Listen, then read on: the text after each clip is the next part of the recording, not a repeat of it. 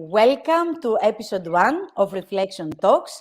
My name is Marilena Maragkou and I will be your host for today. I'm the co-founder and program coordinator of Youthmakers Hub. Refl'Action Talks is the theme of our Refl'Action Vidcast Series. For the ones wondering what a vidcast is, it's simply a podcast that contains video content. So, the series includes 4 episodes for the period April 2022 to May 2023. Each episode will explore a different topic related to the use of reflection as a practice to promote the well-being and transferability of learning to empower young people. For the ones who watch us for the first time, Refl'Action is a project that focuses mainly on using reflection as a practice to promote the well-being and transferability of learning to empower young people, as well as to promote an active lifestyle aimed at conscious growth. The project has received funding from the European Union's Erasmus Plus program and is implemented from December 2021 until May 2023. It involves 3 partners from France, Italy, and Greece. So, let's start. The topic of our episode is why is reflection so important to build an educational experience? Let me introduce you to our guest for today, Mario Agostino, founder of Kamaleonte. Welcome, Mario. Would you like to Ciao, introduce ciao. yourself to the audience? Ciao, ciao. So, yeah, thank you to invite me for this interview. No, I am Mario Agostino, and I am in the field of non-formal education since I was really young. I can tell you that I was not a usual student. I think that my relation with school was really bad.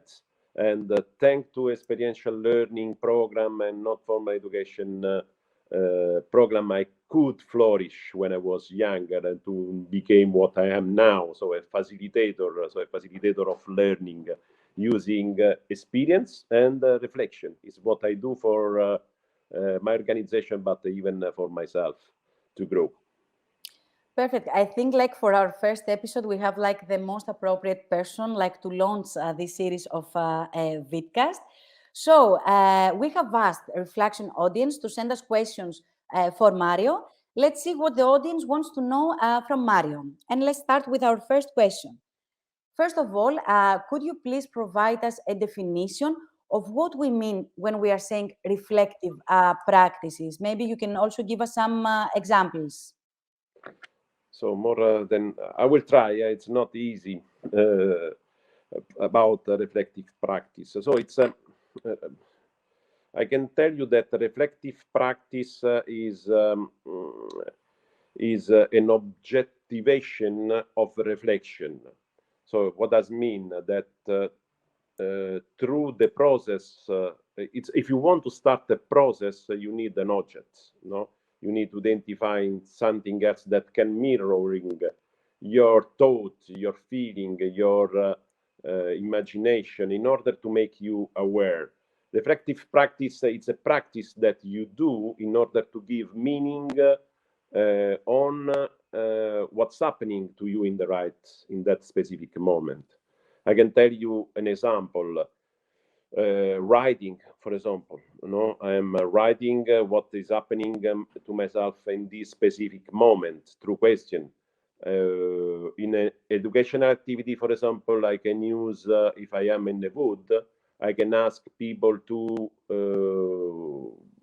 bring something in the nature, collect something in the nature that represent the feeling, the experience, the moment that they are living in this specific moment. And through this object, you can mirror what is happening to you in order to become more aware about yourself, about what is happening to you. So reflective practice, it's not only reflection, it's really a practice that you do not only in the educational field, but also in your own daily life. And more you practice, more you become aware, reflective, and present to yourself and connect to yourself and the context around you. Okay, so do you believe that reflection is more an individual or a collective process?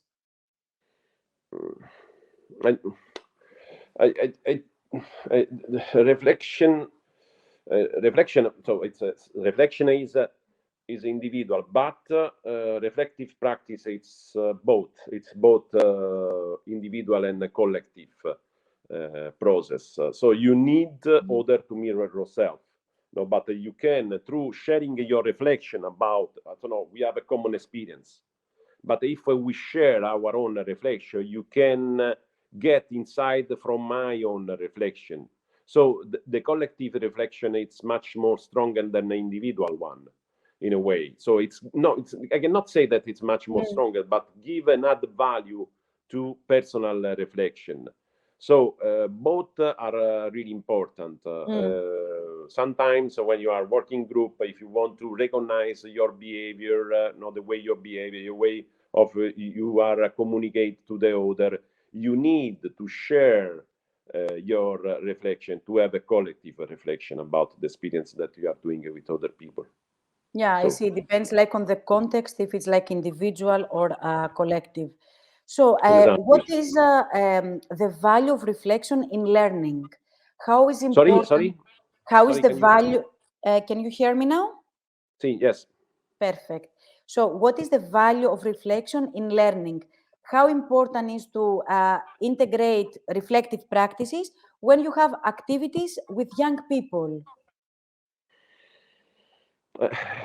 So for me is fundamental for myself, for the way I'm looking to non-formal education and experiential learning. But if you want to give a meaning to experience, if you want to give a deep meaning, I think reflection is it's a part of the learning process. You cannot divide the activity and the reflection. Reflection is part of the activity. If the reflection became part of the activity, you will have the opportunity to give to offer a deeper learning to young people. If you do an activity without reflect, you do the activity and you can learn by doing, but it's different way. But learning by doing a reflection, it's really to go deeper in reflection and to be connected with yourself in the experience and to learn about that. So I think it's fundamental if you want to work for not for doing an activity, but for let people to be more aware about themselves and their potentiality and also to promote well-being if we are speaking about well-being. So, and how can you make reflection to be part of the teaching practice?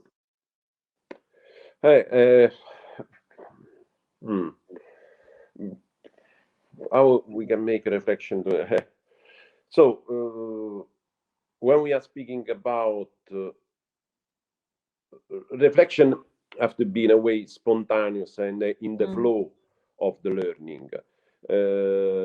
I think it's important for the teaching practice, but if we want to use reflection in order to teach and to offer to the learner the meaning about what I wanted to say, the risk is that became an evaluation. So teaching is not learning, is not facilitating learning. So to be teacher and to create a space for reflection, it's a quite delicate process.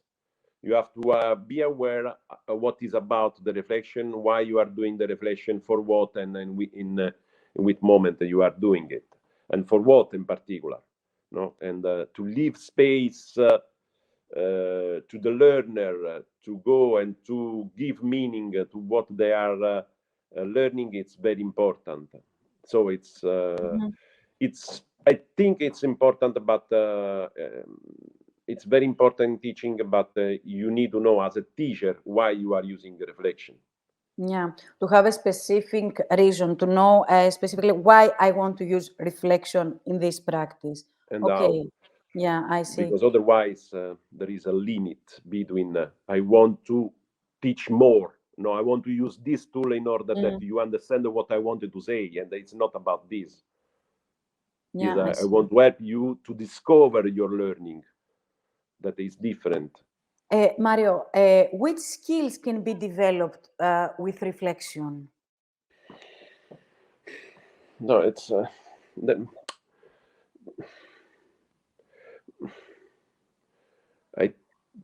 I think to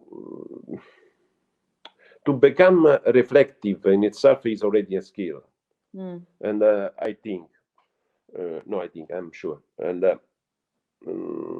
what's happened that becoming reflective, your being in the situation, it's much more present in the here and now, and what's happened that you are more listening to the other, you are more care, you are more deeper in giving meaning, more curious about what other people are telling. So it's more an effect of what reflection provoke in terms of awareness. Reflection, to be reflective, it's help you to be more aware about yourself, about your behavior, about your potential, your quality, but also the context around you. And through that awareness, you become more present in the situation, and this presence give you the opportunity to be connected with yourself and the people around you and the context around you. So many skills are flourishing more than developing. So it's quite, appear the skill that quite you already important. has. It's only to discover. So it's not about developing and to increase. Yeah, it's to discover the skills that you already have, but you didn't know before. Yeah, exactly, This is all about. exactly. And to make the best use of it. Yeah. To be ready to use in the right way those skills. Yeah, how to put them like from theory to practice, actual practice, exactly. How the reflective practices can be modified according to the age of young people, because I can imagine there's like a different way to implement them depending on the age of the young people you're using. Allora, if we want to have a better person, I think we need to educate people since when they are young to reflect about themselves, about their behavior, about what's happening in certain situation. So many colleagues I am from the pedagogical side, pedagogical study, and many colleagues from psychological science said me that children cannot reflect, because they have not the brain mature to reflect. I think that since when you are very child, you can do your own reflective practice. Of course, can be very basic. For example, for children, you can use a smile in order to say, okay, I'm to mirroring yourself if you are happy, if you are not happy, if you are angry, etc., to share emotion. No, but then when you grow and grow in doing practice, you can use different way of reflection. No, you can use writing. You can use, for example, journaling with adult. Journaling is a kind of reflection that comes from theory. That you just follow your intuition, the intuition of hand, in order to the movement, the body, in order to bring contact with yourself and what is happening in yourself in this moment. So it can be modified according to the age, of course, but make more complex. More complex doesn't mean that it's more difficult. More complex, more going deeper. But at the same time, I think it's a question of maturity. There are young people, very young, that are they're deep in reflective practice, and there are adults maybe 50-year-old that they found a lot of difficulty in. So the way you modify your practice, it depends also on the group, how the group respond, how the group feel the need to reflect, how they get the curiosity also to reflect, because of course reflect it's implement a listening of yourself, not only cognitive but also with brain, with heart, with your belly. So it's a holistic approach of feeling, listening, looking to yourself and what's happened to yourself, and not everybody is ready to do it. Yeah, sometimes. And it's like using all your senses to feel it. And let's go to, I think it goes like so fast. Let's go like to our last question for today. Can you give a tip to young people on how they could use reflection in their everyday life?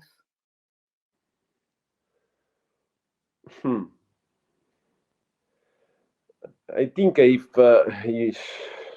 young people, if you want to give a meaning on the experience that you are doing, reflect about what's happening to you. Try to feel yourself in a body level, in emotional level, at cognitive level. If the things are going in the right direction, you feel if there is a kind of disharmonic, feeling or sensation.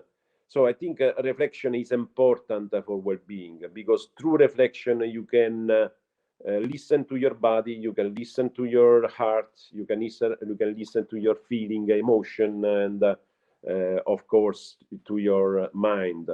And listening and observing that, you can understand if you are going in the right way, if you are not, maybe you are going the wrong way, that doesn't bring you in a well-being situation but in a bad being situation. So it's important the way how the young people can how they can reflect. I think it depends also on their attitude. You can draw about yourself, you can write about what's happening to yourself, you can really make a sculpture, you can do you can use a lot of tools, but what is important is to stop and to tell to yourself in an honest way what's happening to myself in this moment, what's happening to myself, and to try to feel, to understand, and to give meaning to that. Wow, really nice closing and like the tips for young people. Thank you so much, Mario, for accepting and being our guest for our Vidcast series. So that was episode 1 of the Reflection Talks. Thanks so much for watching, and do not forget to subscribe to our YouTube channel, follow us on social media, and stay up to date. Stay tuned for the next episode. Thank you.